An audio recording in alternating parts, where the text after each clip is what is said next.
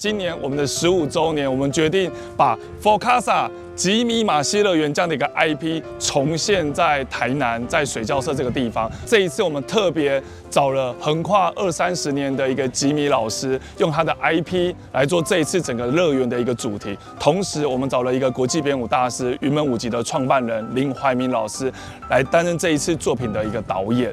所以这一次带给小朋友的欢乐，同时带给大家整个的体感，是一整天的活动。这一次是在演出前，大家可以来玩好几个小时，接着走进去看完演出，快快乐乐的走出来，外面还可以再待上好几个小时。我们的15周年可以继续在台南来做一个，可能是我们自己史上规模最大的一场活动，同时也可能是台湾表演史上一个规模非常非常巨大的一个活动。特别感谢台南市政府，也要谢谢洪伟哲市长，也要谢谢整个台南的各个局处大力的帮忙，让这样一个不可思议的活动可以在台南发生。从2017年开始，我们跟台南文化局就开始很多密切的合作，不管是台南艺术节，还是台南艺术禁区，或是台南很多大大小小的活动，我们是从这样一个演出的一个关系，慢慢变成一起来共同主办一个全国性规模的一个活动。所以很谢谢台南市政府这样一个长期来支持。吉米的一个团队啊，跟我们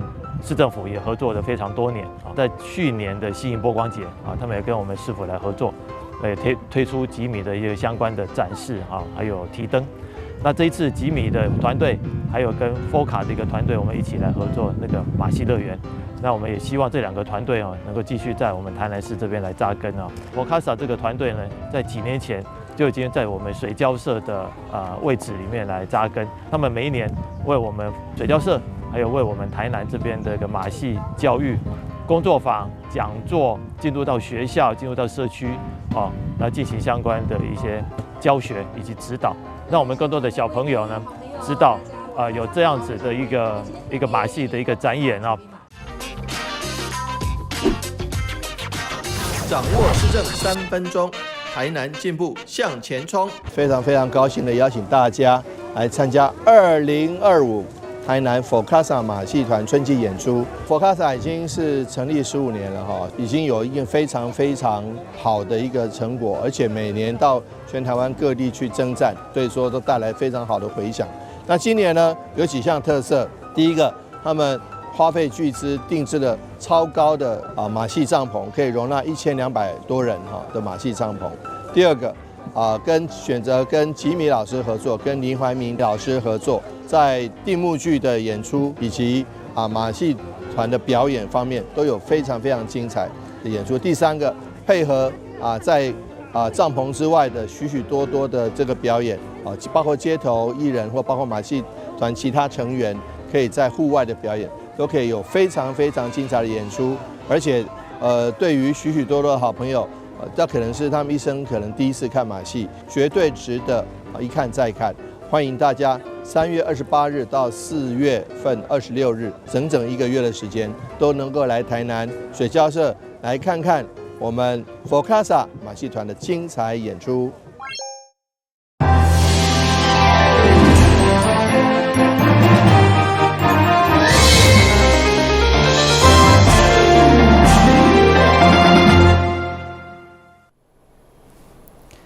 你好，是今日欢迎收看3月21号的中嘉台南电影新闻。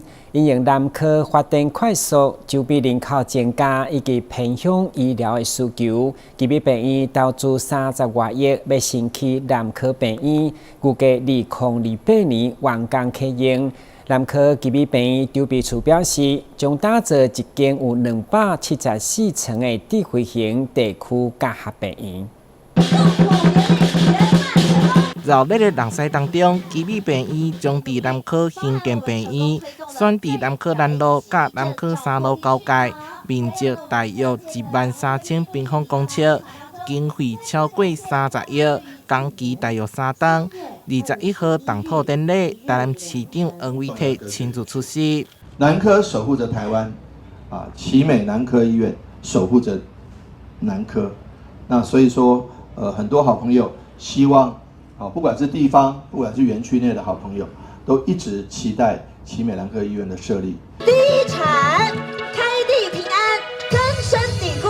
这会是一座设有274层的智慧型地区教学病院，提供急诊、内科、外科、气科、职业医学等多元医疗服务，提升南科以及周边地区的就医便利性，落实医疗资源在地化。3个主要的目标，一个是我们要做区域的急救中心，那另外一个我们是要做智慧的社区医院。那最后我们是很强调这边的职业医学，所以这边是职业医学的基地。那我们要照顾好我们所有园区从业人员的健康。那整个南科，我们将当成南科的最好的后盾。未来南科基密病院将甲永康、柳营、嘉义基密病院打造大台南地区上完整的医疗系统。台南市马淑怀采访报道。庆祝青年节，救国团台南市团会由会长陈顺章带领60多名优秀的青年代表，由议员王家珍陪同拜会台南市会，由议长曲丽丽亲自接待。会中并举行各国中甲社会优秀青年的颁奖表扬，场面热烈。救国团长期培育青年的发展，透过各种青年公益的活动，甲着社会服务。为青年提供展现自我的平台，具有社会责任。在青年节进前，嘛特别举办优秀青年的表扬大会，透过三官学各界的推荐甲着评选。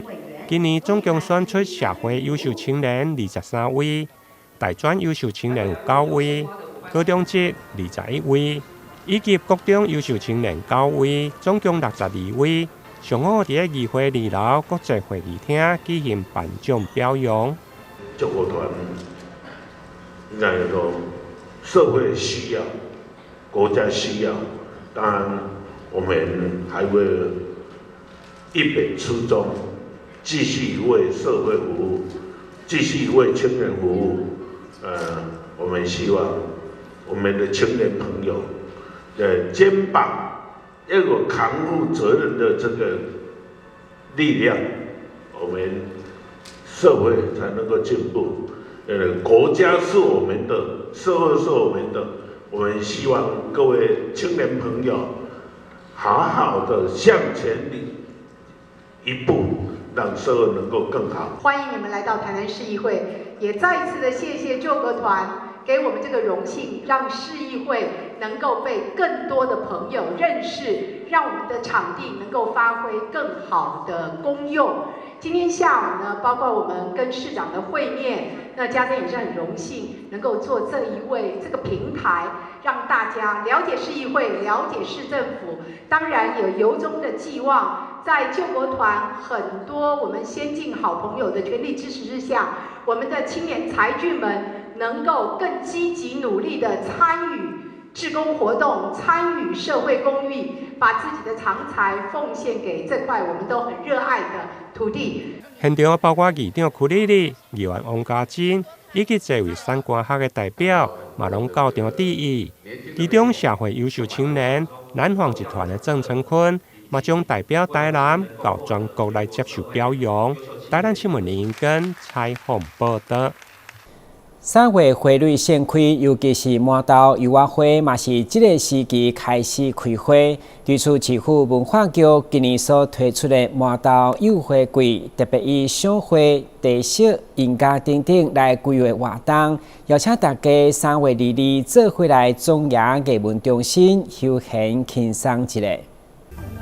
2025麻豆油画花季将伫咧22号登场。主办单位伫活动前1天特别举办宣传记者会，向国人大众介绍今年活动亮点，有看花、地色、音乐、行为艺术、市集、陶艺等等，互参加者伫花芳、地芳、艺术芳当中度过美好的假日时光。这次的柚花季呢，柚花盛开，整个环境里面弥漫着柚香的一个香气。那也是我们台南3月的时候一个花季的一个起点哦。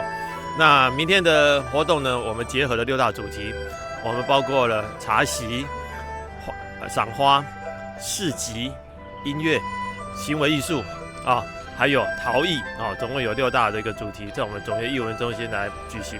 那非常的盛大哈，那也吸引我相信一定会吸引很多的一个市民朋友，大家一起在柚子树下享受着那个浓浓的花的一个香味。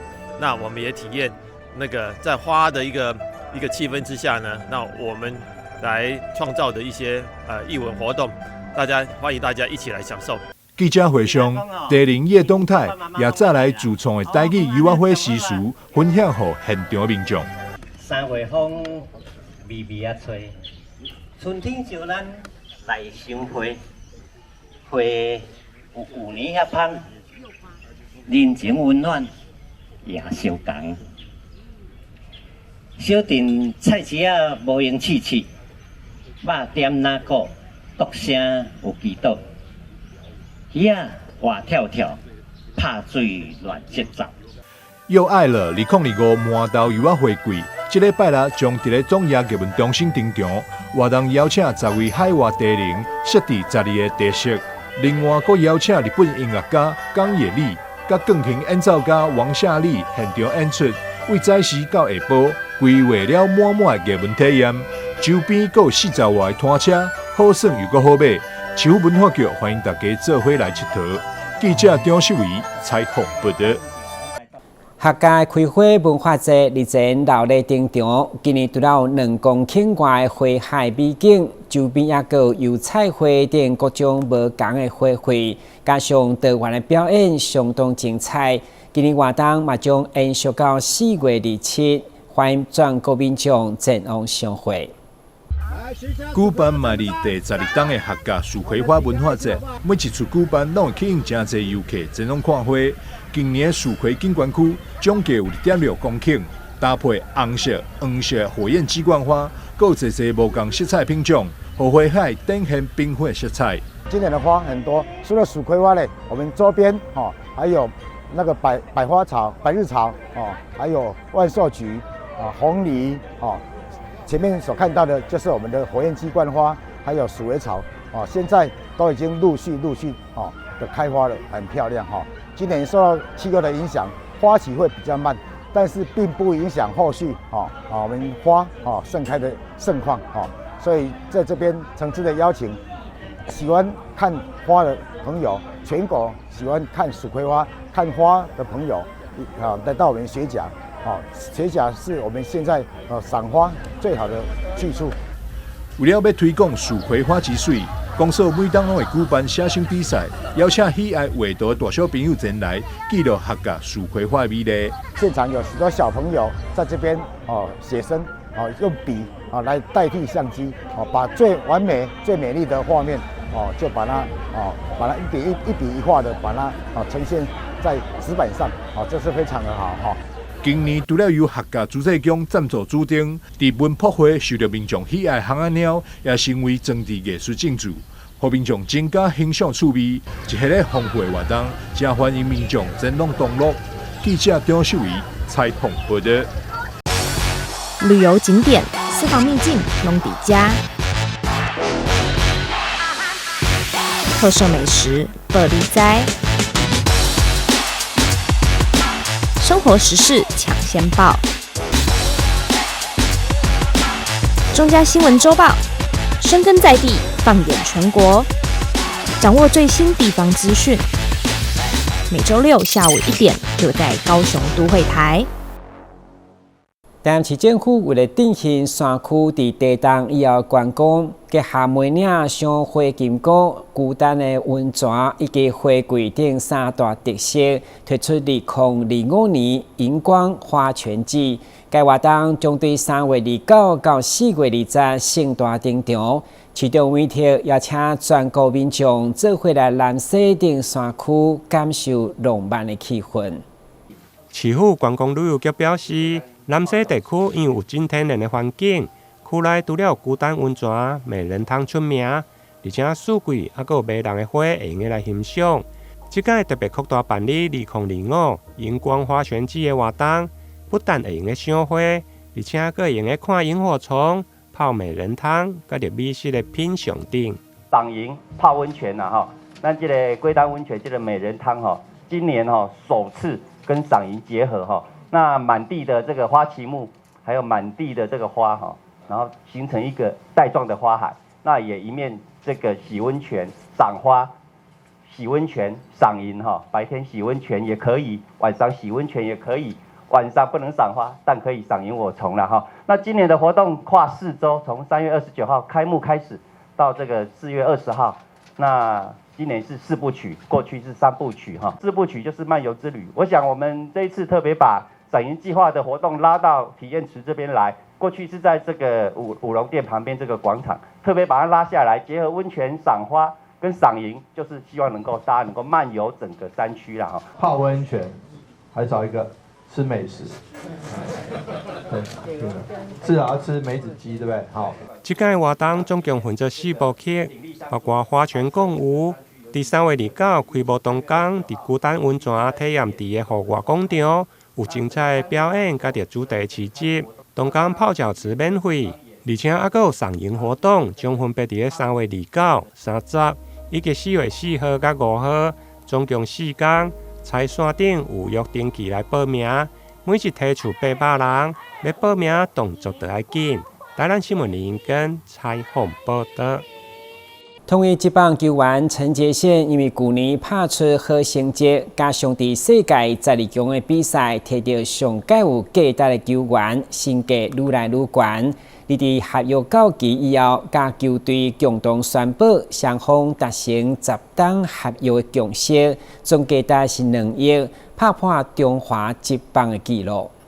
台湾队长陈杰宪与统一狮球队3年合约期满，在12强赛后就洽谈新合约，过程中双方提出许多版本，终于在21日达成共识，签下10年合约，总价值2亿，将成为中华职棒合约总价值最高的球员，平均月薪高达140万，激励奖金3200万。首先我很感谢就是统一球团，然后对于我的肯定，然后肯定我的价值。然后这10年约其实蛮大的啦。那我是觉得很幸运啦。那单纯用可能季赛的成绩来看的话，我也许不会达到这样的合约。那我也蛮感谢就是自己的努力，然后进到国家队，然后在那段时间刚好很幸运的打出好的成绩，那就有加成的效果啦。那我相信就是没有国际赛成绩的话，也不会有这样的合约。对，那也很谢谢球团，也跟球团说声辛苦了，因为毕竟这些事情都是我跟球团第一次遇到，因为通常的合约都是以季赛为主，那有一些可能国际赛的效益，所以难免也不知道可能实际上的数字是要到哪个阶段这样子，所以我很感谢球团的肯定与支持。那未来当然就是不变啊，就是我对场上的初心不变，就是我会一样很认真的在努力在场上，然后去表现，然后为球队去贡献，然后自己也不会松懈，因为毕竟有这么大责任。那我会继续在统一，然后把自己最好的表现展现出来。那也希望借由自己的领导能力，然后帮助到球队这样子。高雄林区有一间经营60档的流鱼羹，一碗羹有一半是料，加上甜甜咸咸的羹汤，互人一食就调的成为老主顾。只是头家娘已经有会啊，现在一礼拜只当营业3天，所以若想要食好滋味，爱记的营业时间才袂白走一逝。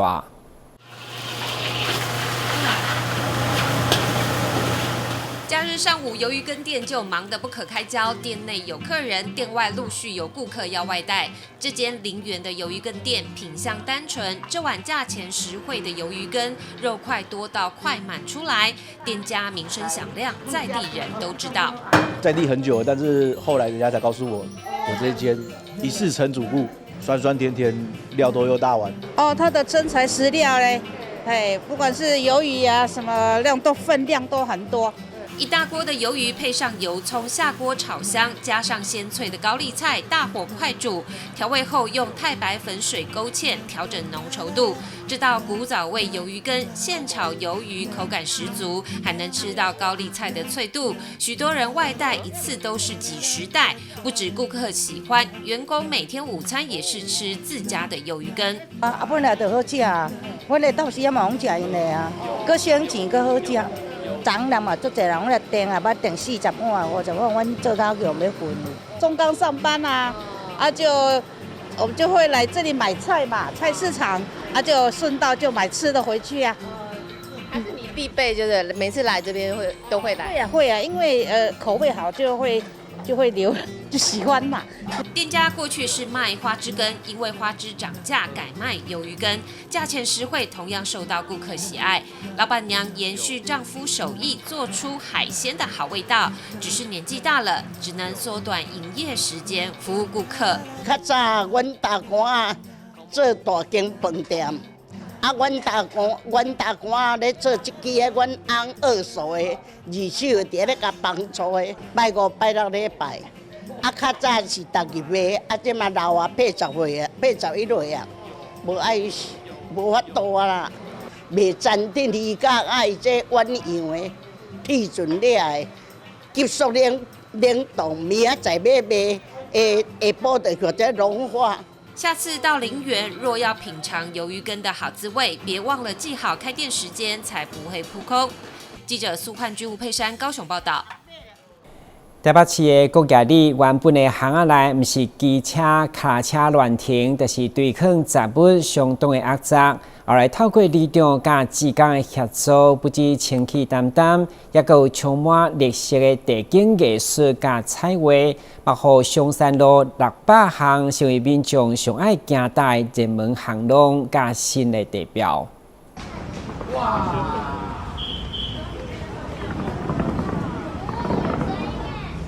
民众聚集在挂满灯笼的巷弄，开心地拍下上方台北101跨年烟火的美景。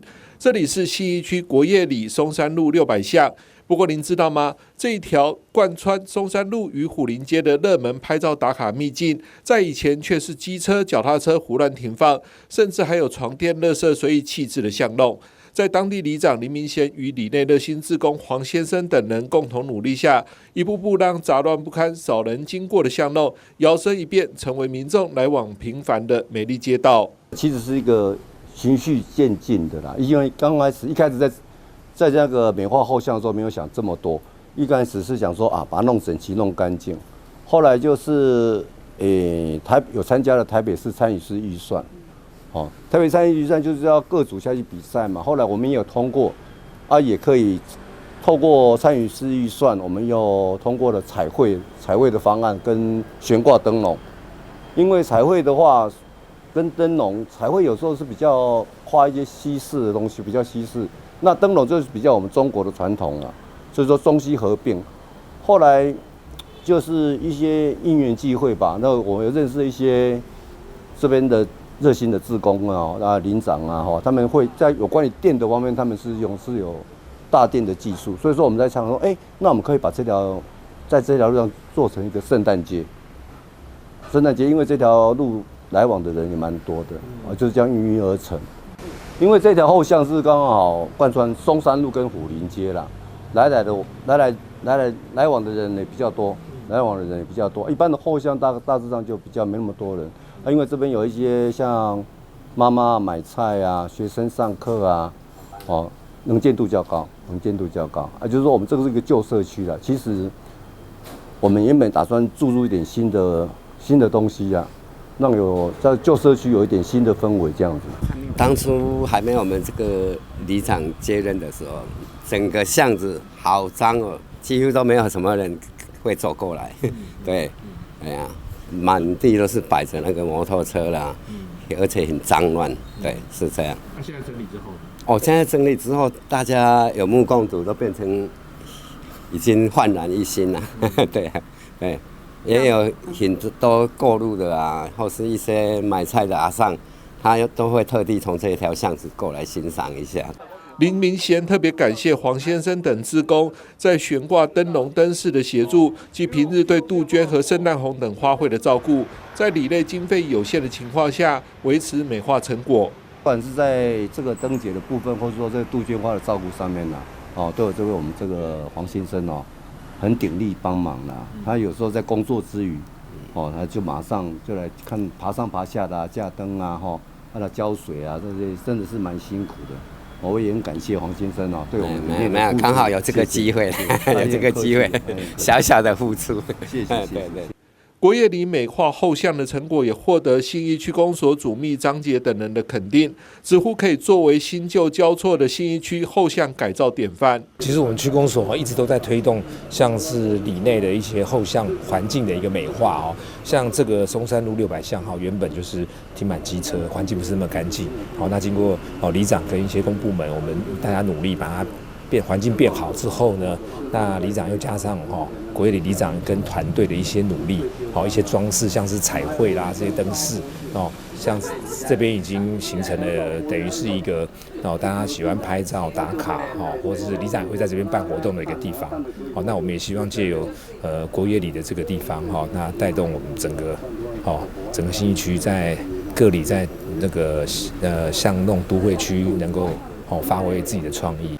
迎接3月台北杜鹃花季，里长林明贤计划与志工黄先生等人，再将这一条美丽后巷稍加整理，也呼吁来往民众与居民共同维护这一处得来不易的市区净土。国乐里后巷美化加水。记者张启腾台北报道。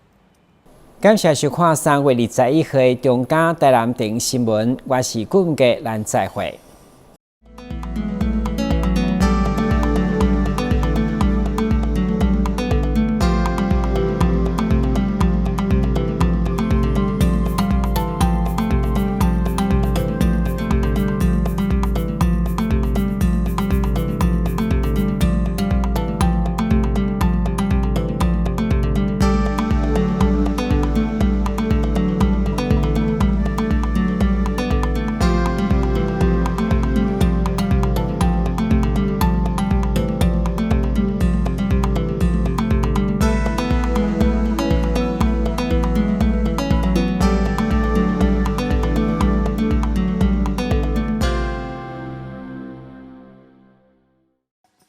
投资型诈骗，你是否曾经在社群网站上看过一些关于轻松赚大钱的广告？